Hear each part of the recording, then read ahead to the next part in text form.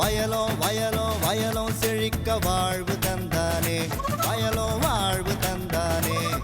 அட பொன்னா விளையோ பூமிக்கு நல்ல விவரம் தந்தானே, உழவனின் உறவா வந்தானே.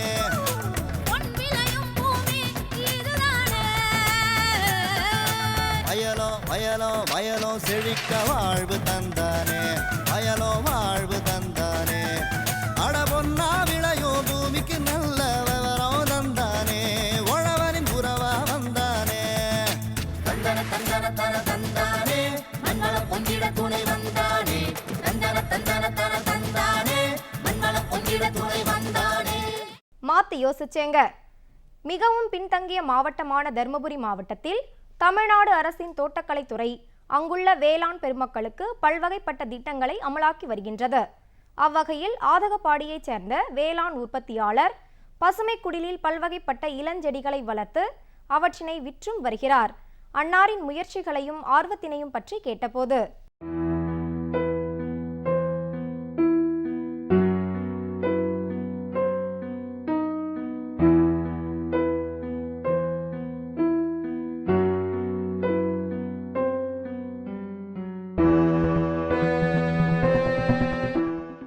இந்த நாற்று உற்பத்தி பண்ணுறதுக்கு நம்ம தோட்டக்கலை அதிகாரி அவர்களை கொஞ்சம் உதவி எல்லாம் பண்ணிட்டு 500 சதுர மீட்டருக்கு மானியமாக அதனுடைய திட்டம் வந்து 1,50,000 லட்சம் ரூபா, மானியம் வந்து 75,000 ரூபா கொடுத்தாங்க.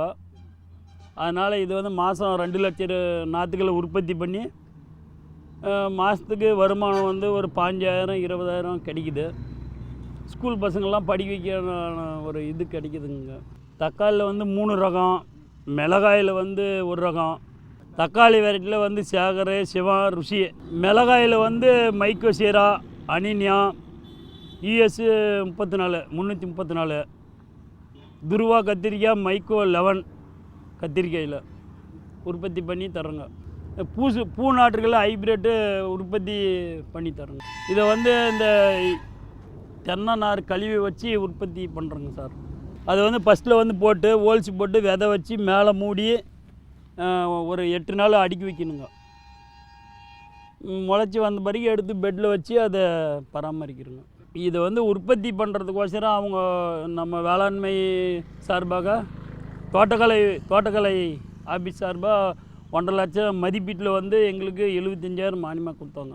இது பண்ண பிறகு நல்ல ஒரு லாபதரம் பரவாயில்லைங்க.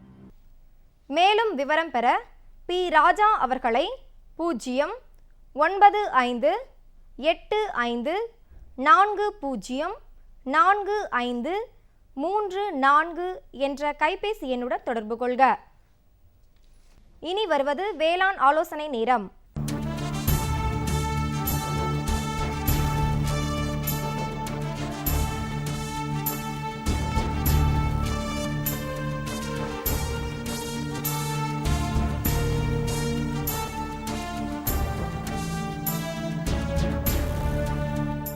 இன்றைய வேளாண் ஆலோசனை நேரத்தில் தேசிய தோட்டக்கலை இயக்கத்தின் மூலம் உயர் தொழில்நுட்ப பசுமை குடிலினை எவ்வாறு அமைப்பதற்கான அரசின் திட்டங்கள் என்னென்ன என்பதனை விவரிக்கின்றார் கிருஷ்ணகிரி மாவட்டம் ஓசூர் வட்டம் தோட்டக்கலை உதவி இயக்குனர் திரு வி. சிதம்பரம் அவர்கள்.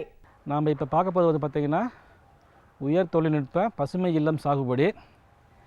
இந்த உயர் தொழில்நுட்ப பசுமை இல்லம் சாகுபடியில் பார்த்திங்கன்னா வெளிநாடுகளுக்கும் அண்டை மாநிலங்களுக்கும் ஏற்றுமதி செய்யக்கூடிய விலை மதிப்பு மிக்க கார்னேஷன் மலர். இந்த கார்னேஷன் மலர் வந்து பார்த்திங்கன்னா பசுமை இல்லத்தில் மட்டும்தான் சாகுபடி செய்ய முடியும். இந்த பசுமை இல்லம் சாகுபடி செய்யக்கூடிய சில விவசாயிகள் மட்டும்தான் தகுதி உள்ளவர்கள். அந்த விவசாயி கண்டிப்பாக வந்து சிறு விவசாயியாக இருக்க வேண்டும். சிறு விவசாயினா அந்த விவசாயிக்கு வந்து 5 ஏக்கர் பூமி மட்டும்தான் இருக்கணும். அதுக்கு மேலே இருந்ததுன்னா இந்த திட்டத்தில் வந்து பயனடைய முடியாது. அதனால் வந்து சிறு விவசாயி 5 ஏக்கர் உள்ள விவசாயிகள் யாரெல்லாம் இருக்காங்களோ, அதாவது 1லேருந்து 5 ஏக்கர் வரைக்கும் யாரெல்லாம் நிலம் வச்சுருக்காங்களோ அவங்க அத்தனை விவசாயிகள் வந்து இந்த உயர் தொழில்நுட்பம் பசுமை இல்லம் அமைப்பதற்கு தகுதி உடையவளாக அரசாங்கத்தில் வந்து வழிகாட்டு முறையில் மூலம் தேர்ந்தெடுக்கப்படுறோம். அதுக்கு முக்கியமாக வந்து பார்த்திங்கன்னா அவர் அந்த 5 ஏக்கர் உள்ள விவசாயிக்கு தான் அப்படிங்கிற சாகுபடி பண்ணுறாரு அப்படிங்கிறதுக்கு ஆதாரப்பூர்வமான வருவாய்த்துறை மூலயமா தாசில்தார் ஆஃபீஸிலிருந்து சிறு விவசாயிக்கு உண்டான சர்டிஃபிகேட், அதாவது 5 ஏக்கருக்குள்ளே உள்ள சான்றிதழ் வந்து பெறப்பட வேண்டும் முதல்ல. அதுக்கடுத்து வந்து பார்த்திங்கன்னா ரேஷன் கார்டு இல்லை ஐடி ப்ரூஃப், அதாவது அடையாள அட்டை சமர்ப்பிக்கணும் தோட்டக்கலை உதவி இயக்குனர் அலுவலகத்தில். சிட்டா, அதாவது லேட்டஸ்ட் சிட்டா தாசில்தார் ஆஃபீஸ் மூலிமா பார்த்திங்கன்னா 2 வருஷத்துக்கு முன்னாடி சிட்டா இருக்குது, 3 வருஷத்துக்கு முன்னாடி சிட்டா இருக்குது. பட் இந்த திட்டத்தில் பயனடையினா கண்டிப்பாக வந்து 6 மாதத்துக்கு முன்னாடி லேட்டஸ்ட் சிட்டா வந்து ஒரிஜினல் காப்பி வந்து சமர்ப்பிக்க வேண்டும். இந்த பசுமை இல்லம் அமைப்பதற்கு உண்டான அனைத்து ஆவணங்கள், அதாவது 7 ஆவணங்கள். ஃபஸ்ட்டு வந்து பார்த்திங்கன்னா தேசிய தோட்டக்கலை இயக்கத்தின் மூலிமா வழங்கப்படுற மானிய விண்ணப்பம் முறையாக பூர்த்தி செஞ்சு கொடுக்கணும். அது எல்லாமே அனைத்து இனங்களும் வந்துடும். ஆண், பெண், சிறு விவசாயி, குறு விவசாயி, ஆதி திராவிடர், பிற்படுத்தப்பட்டவர், இது எல்லாமே வந்துடும். அந்த இனங்கள் எல்லாமே ஃபில்லப் பண்ணி கொடுத்துருவேன். அதுக்கடுத்து பார்த்திங்கன்னா விவசாயிக்கு உண்டான சப்போஸ் ராமசாமினா ராமசாமியோடைய பாஸ்போர்ட் சைஸ் ஃபோட்டோ, அவர் தான் ராமசாமி என்கின்றது ஊர்ஜிதம் பண்ணுறதுக்கு அவருடைய ஃபோட்டோ கொடுக்கணும். ஃபோட்டோ கொடுத்த பின்னாடி ரேஷன் கார்டில் வந்து அவரோட நேம் இருக்கணும். சப்போஸ் 4 பேர் இருந்தாங்கன்னா, அப்பா மகன் இருந்தாங்கன்னா ராமசாமிங்கிற பேர் வந்து அந்த ரேஷன் கார்டில் வந்து இருக்கணும். சப்போஸ் அந்த ராமசாமி வந்து வேறு ஃபேமிலிக்கு ஏதாவது கல்யாணம் ஆகி போயிருப்பார், அப்படி வந்து அந்த ரேஷன் கார்டில் வந்து விடுபட்டுருக்கோன்னு வச்சுக்கோங்களேன். ஸோ அப்போ வந்து சிட்டா, அடங்கல், எஃப்எம்பி, ஐடி ப்ரூஃப், அஃபிடாவிட், அதாவது நாங்கள் வந்து தேசிய தோட்டக்கலை இயக்கத்தின் மூலயமா சில வழிமுறைகள் இருக்குது, அந்த வழிமுறைகளை பின்பற்றி தான் இவர் வந்து இந்த திட்டத்தை செயல்படுத்துகிறாரு அப்படிங்கிறதுக்கு அஃபிடாவிட்டில் உறுதிமொழி வந்து 20 ரூபா ருபீஸ் பாண்ட் பேப்பரில் வந்து அவர் சமர்ப்பிக்க வேணும்.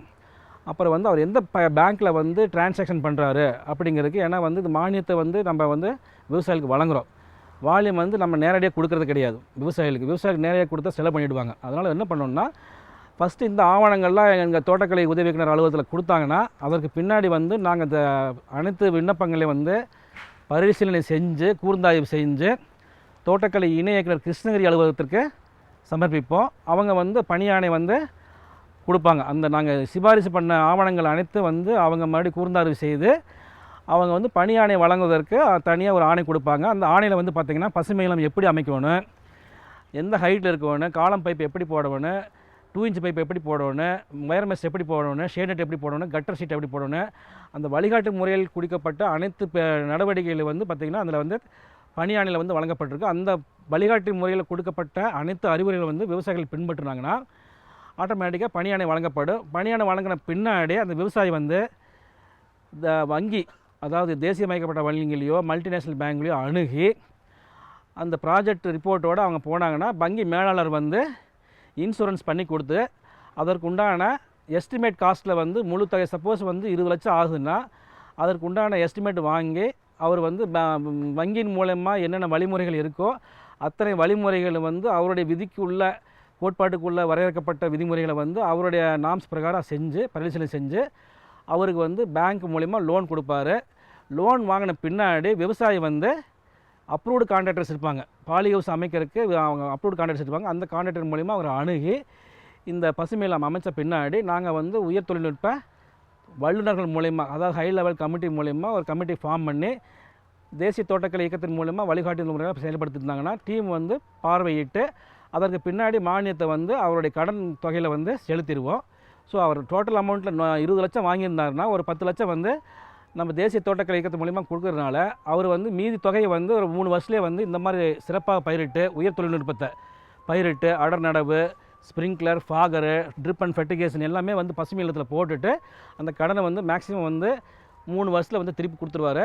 அதுக்கு பின்னாடி வந்து பார்த்திங்கன்னா ஒரு 1000 ஸ்கொயர் மீட்டரில் வந்து பார்த்திங்கன்னா மாதத்துக்கு வந்து ஒரு 50,000 வந்து நிகர வருமானம் வந்து அவர் லாபம் அடைஞ்சிட்ருக்காரு. இதன் மூலிமா வந்து இந்த தேசிய தோட்டக்கலை இயக்கத்தின் மூலமாக வந்து இந்த பசுமை இல்லம் அமைப்பதற்கு ஒரு பெரிய ஒரு வரப்பிரசாதம் இந்த துறையின் மூலமா. மேலும் விவரம் பெற வி. சிதம்பரம் அவர்களை 09345702857 என்ற கைபேசி எண்ணுடன் தொடர்பு கொள்க.